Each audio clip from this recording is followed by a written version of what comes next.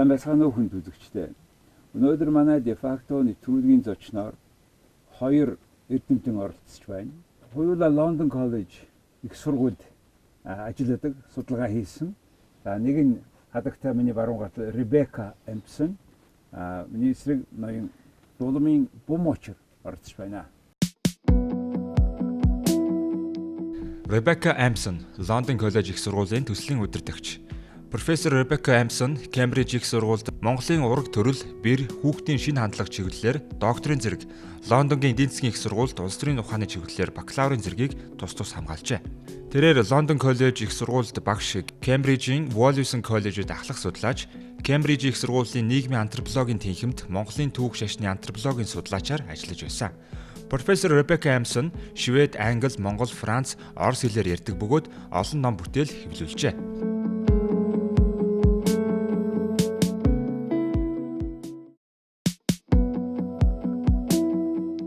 Дуламын Бум-Очир, Монгол Улсын их сургуулийн шинжлэх ухааны сургууль, нийгмийн соёлын антропологийн тэнхимийн эрхлэгч. Профессор Бум-Очир Монгол хэл бичгийн дээд сургууль, Монгол Улсын их сургууль, Bonny их сургууль, Кембриж их сургуулийг тус төгссөн ба Монгол Улсын шинжлэх ухааны академид хэл бичгийн ухааны доктор, Кембриж их сургуульд нийгмийн соёлын антропологийн докторийн зэргийг тус хамгаалжээ. Тэрээр Монгол хэл бичгийн дээд сургуульд багш, Монгол Улсын их сургуульд профессор, тэнхимийн эрхлэгч, нээлттэй нийгэм хүрээлэнд судлаач, Кембриж их сургуульд зочин судлаачаар ажиллаж байсан ба одоо Лондон Коллеж их сургуульд судлаачаар ажиллаж байна. Профессор Бум-Очир улс төрийн хүн судлалын онолын үд, Монгол бөөгийн зан үйл, аман яруу найргийн төрөл зүйлс, мөнх тэнгэрийн шүтлэг тахилга, сан тахилгын судруудын их бичгийн судалгаа зэрэг сурах хүчиг бүтээлийг англи монгол хэлээр хэвлүүлэн гаргажээ.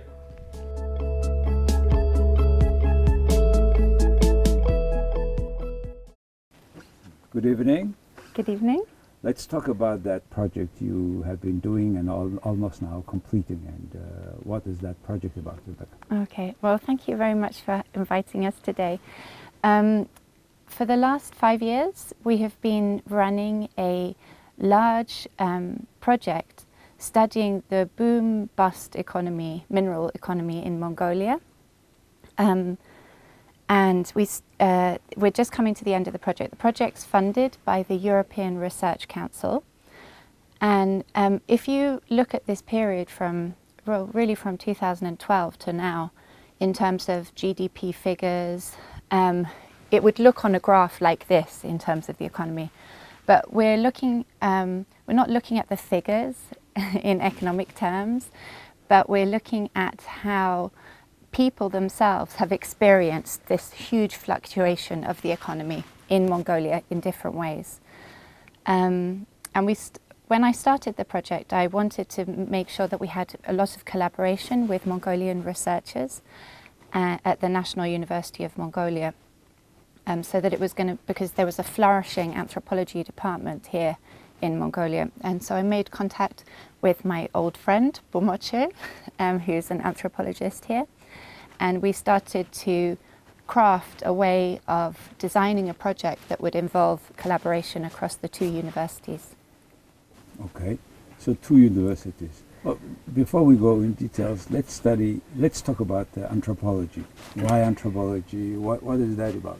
Social anthropology. There are 2 anthropology. Please tell us. That's a great question. Many people ask this question. Sometimes anthropologists fail to respond to this question, unfortunately. It can be quite complicated. But there are certain things that I have to mention here. Anthropology can be quite unique to explore certain aspects or certain issues in the society which other social science or humanities disciplines do not look at. Many say that anthropologists or the discipline have a man-focused or centered or human being-centered approach or focus, and that's how we approach other things from this center or from this focus, and that focus can be missing in many other social science disciplines. For example, in political science or economics, what political scientists and economists look at is the political or economic structure, not the way how human beings react, operate, live in this social structure. So when we look at, when we make a human or man the center or the focus of the study, then this gives us a different angle to look at or to approach different things happening in the world. So as just Rebecca said, we often talk about global economy, neoliberalism, capitalism as a structure. But what about those who are living in this structure? What about their reactions, and how do they shape such grand structures? How do they, let's say, influence or help to make those structures? What is the practical implication of this? The practical implication of this is to understand the function, or to understand, let's say, relationships or motivations or the living of human being. Not only, so the focus is, one is more on the human being, one is on the structure or function of the society. And we've been, let's say, in the field of social sciences, failing to understand the human nature, social or cultural aspect of the human nature. So instead, we gave so much a focus on, let's say, structure and function of the society. So that means we, in terms of making decisions, political or economic decisions, that to improve the living conditions of any nation or people, we have this data from your study that can be helpful. There are practical implications sometimes which arise. Yeah. You can look to anthropological data to see alternative ways of engaging in things, and maybe have insight into the world in a way that, say, a survey or statistics might not give the same kind of picture. So from that perspective, let's see, I'm curious because I know your project from the beginning. I was even visiting you in London, sharing my thoughts at that time, and now 5 years passed, and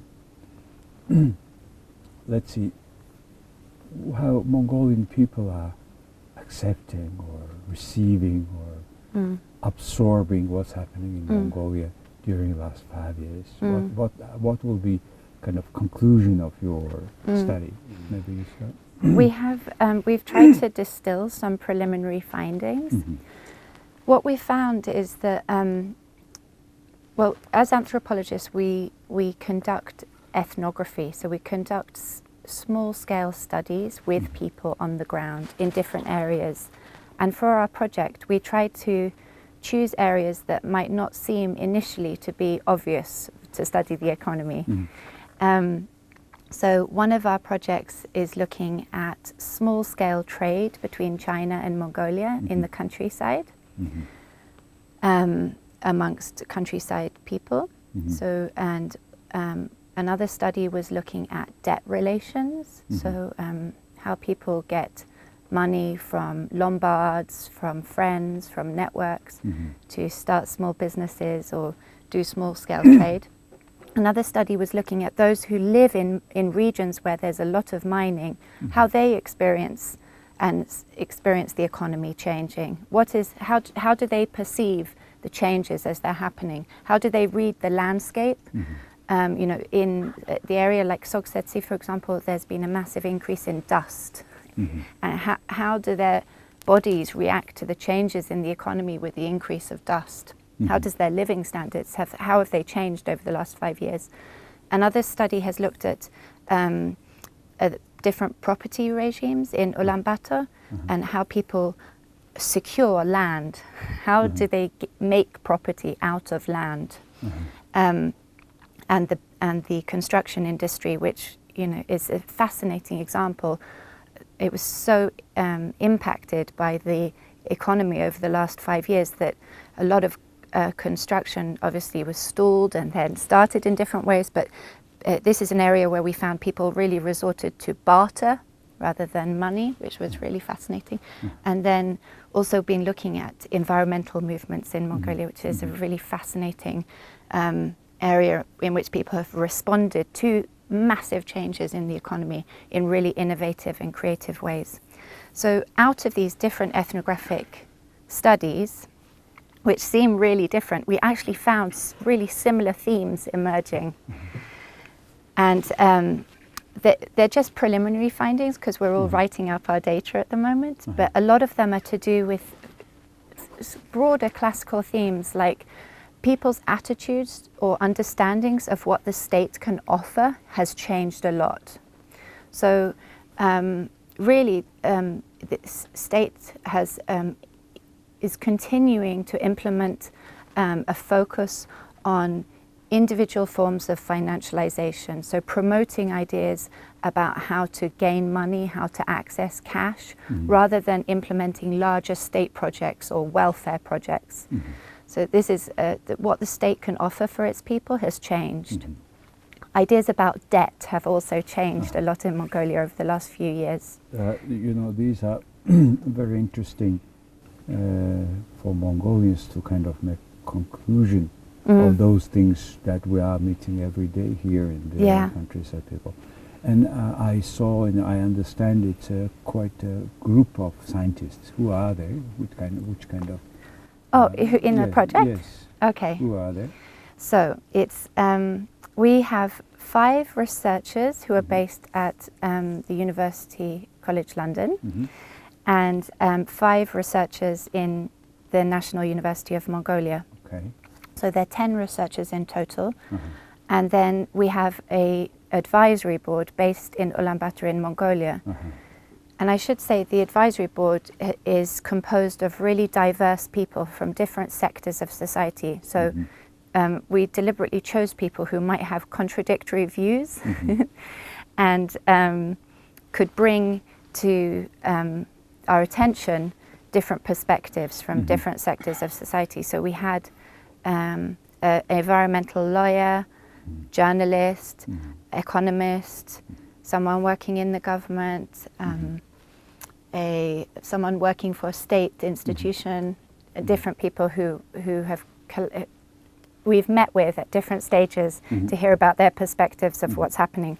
But then as individual researchers, it's myself, Bum-Ochir. These are the people based in London. A woman called Rebekka who's from Australia, who's been studying the property, changing property regimes. An American woman called Lauren Bonilla, who's working on the mining industry. And another woman called Hedwig Waters, who's been working in Eastern Mongolia on small-scale trade. And at the National University of Mongolia? From the National University, we have also 5 scholars. We have Narntoya from the Department of Economy. We have Bayirtsig from the Department of Sociology and Social Work. We have Biambatar, who's doing his PhD now at the Department of Anthropology and Archaeology, where I work. And we have Toya, who's been also our PhD student at the Department of Anthropology and Archaeology. She finished her master's at the University of Cambridge and about to do her PhD there. And we have another person who's also my former PhD student from the Department of Anthropology and Archaeology, Mukhirtin. He is now doing his master's at the University of Melbourne in the Department of Development and Anthropology. So we have like 6 people in total. This is a quite collective work. When these final books or writings come out? Well, we have some writings which have already come out. I mean, one of the great joys of this project is the collaborative nature, and we've really we've both written pieces together and done field work together, as well as done our own research. So one of the things that has recently come out is a special issue in a journal called Central Asian Survey. Studies. Yeah, maybe Central Asian. Yeah, well, this is journal special issue. The name of the journal is Central Asian Survey, and the name of the special issue we published is Capitalism in Mongolia. In 2015, we organized a conference in Mongolia titled Mongolian-Made Capitalism, and collecting papers presented at this conference, we decided to put it to make it a special issue. And Central Asian Survey kindly showed us their interest to make a publication of a special issue on this topic, which has been published last September 2018. And that's all the... We should say that all our research is available open access. So you can just click on a link and it should come through the internet open. Also, another interesting thing, these scientists, foreign citizens, but all speak Mongolian, including you, and that's why it would be interesting for people to know, I mean, how come you know Mongolia, and how come you speak in Mongolian? Yeah. Well, it's been 20 years since I first came to Mongolia. When I was doing my research for my PhD, I was a student at Cambridge University with Professor Caroline Humphrey, who has pioneered the study of Mongolian or the anthropology of Mongolia, really for the world. And they've set up a center at Cambridge called the Mongolia Inner Asia Studies Unit. And I was very lucky as a young student to start my PhD with her. And I came to Mongolia to study Mongolian language at the National University of Mongolia. 다 몽골 다 남들지 있습니다.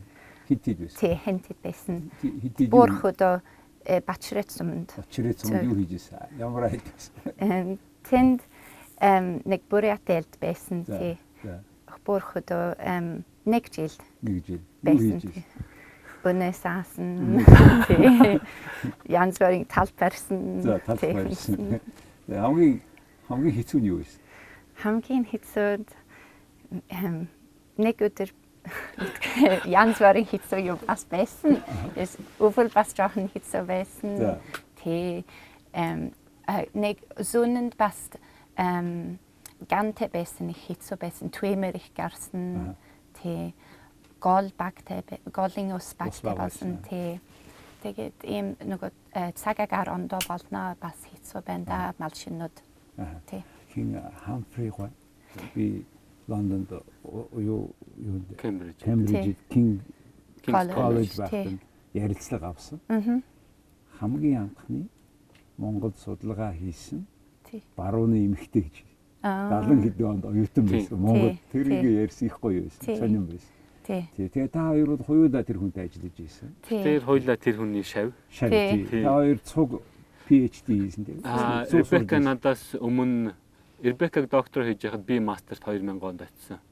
Тэгээд анх уулзсан. 98 онд илүү битээр анх Ребеккаг Монголд ирэхдээ танилцсан. Тэгээд би 2000 онд оюутан болоо Кембрижд очиход Ребекка доктороо дуусгах гээд байж ирсэн. Ер нь тэр цагаас 20 жил бид хийж байгаа. Ер нь бол 20 жил болсон байна.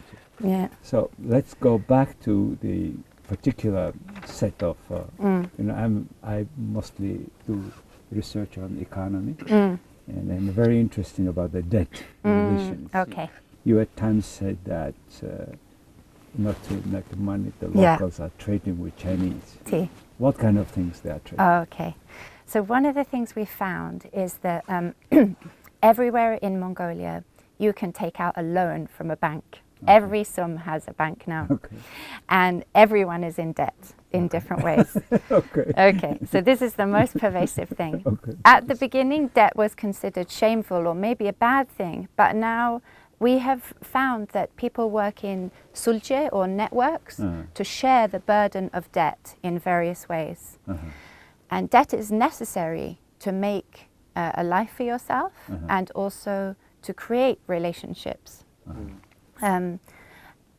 Also, bank loans, because they have to be repaid so quickly in Mongolia and the interest rates are so high, really don't generate very much apart from debt. And so people, in order to make a life for themselves and to pay off the debt of the bank loan, have to engage in other economic activity. One of which is resource extraction, we might say, of natural resources. Kind of ninja activity, right?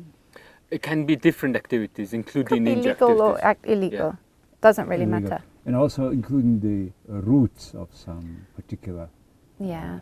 herbs. Yes, yes, that happened as Anything well. that people have access to. It could be selling milk, selling tarag, selling yogurt. Could be collecting antlers. Could Different be stones with selling different colours.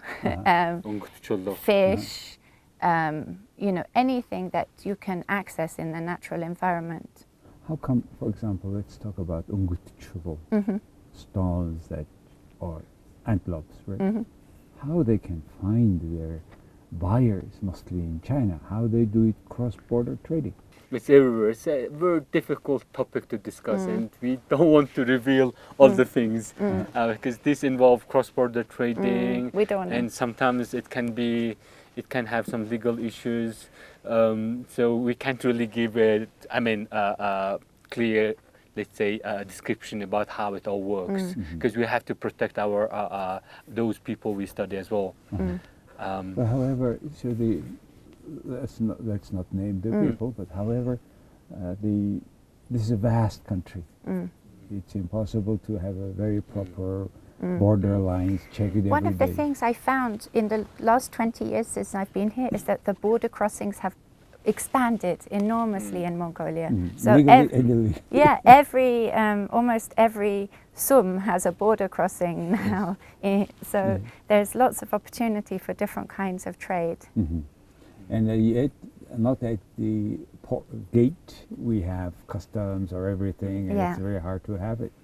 So the small things like you can carry out, it's easily traded, I understand. And yet, you're one of the, I have seen your books, initial that first book, in which it says also,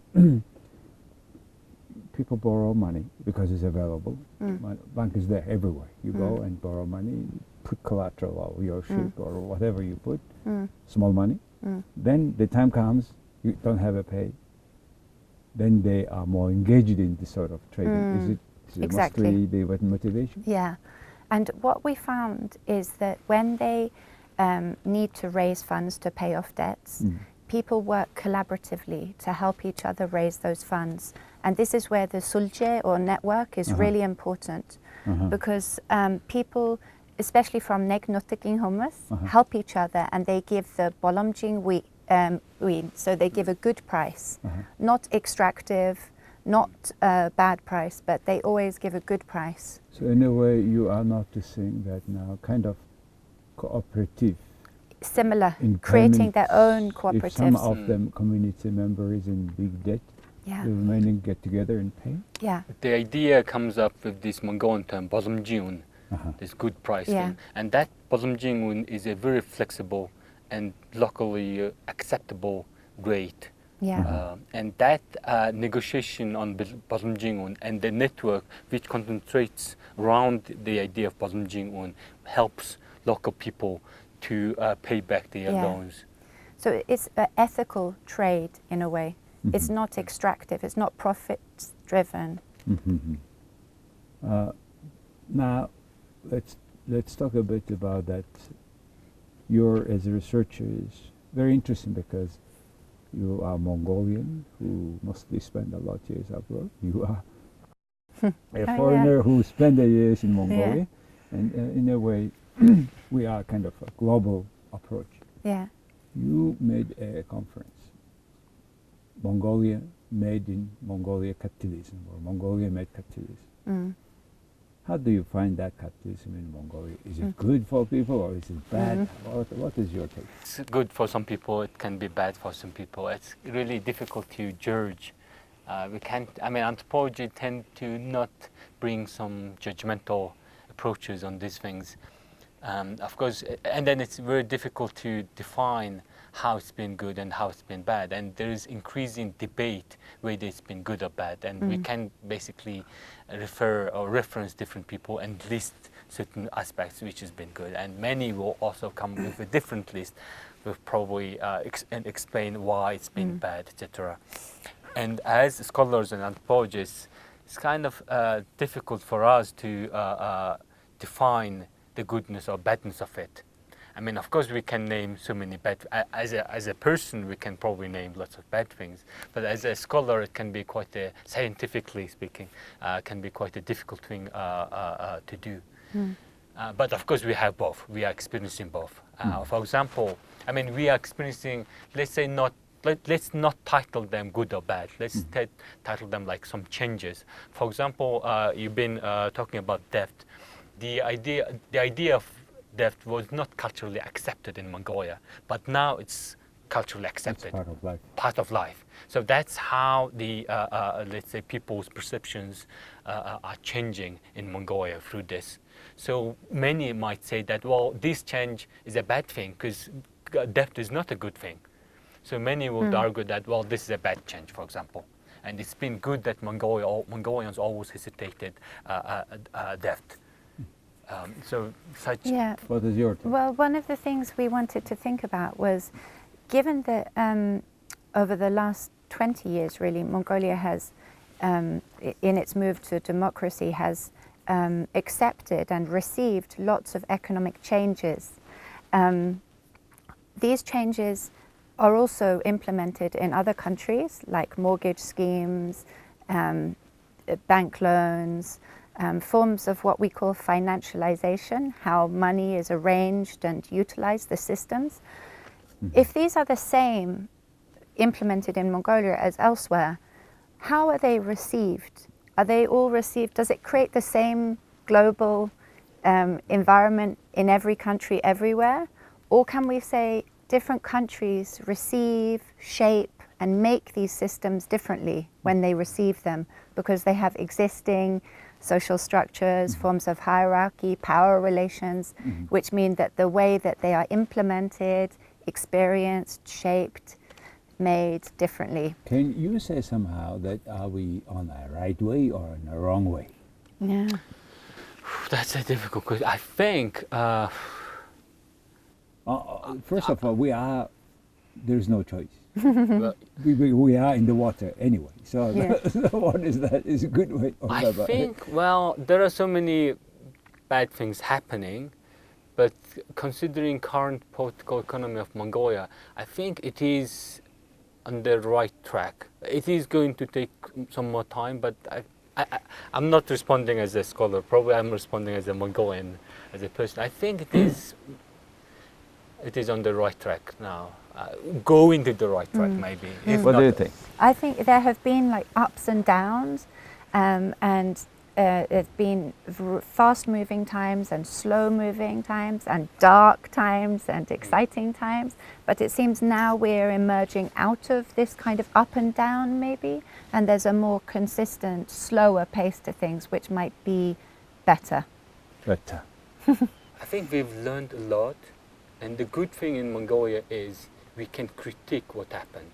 We can really come back and say, We well, can that was wrong. discuss it, yes. And we can, I mean, the openly. whole society kind of show some kind of boom against those things which was not legal, which was not right, and say, no, shall we now try a different thing? Shall we now try this track? And- That's what we can discuss, talk about, whatever it is, change our opinions, because that this democratic arrangements of human rights, freedom of speeches, which probably makes Mongolia, being a young capitalist country, giving hope that we may do it a little bit faster for longer run.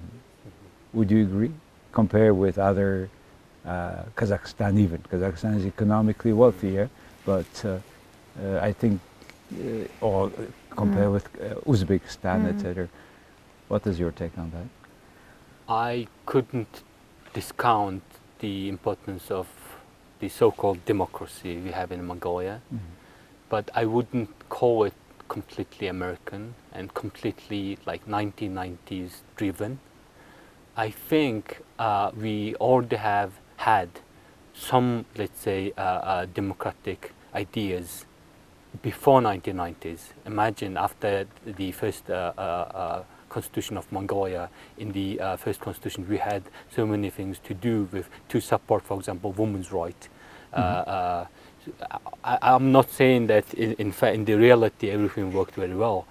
But I think Mongolia had so many democratic ideas beforehand, before we brought the American idea or term democracy. American idea. How about British idea? Well, I think Mongolia has gone through a really important critique of their own acceptance of the idea of democracy, and actually experience, even though it's been very rapid, the experience of the last 20 years is actually really valuable for Mongolians to use to reflect back on what they now think are valuable things to focus on.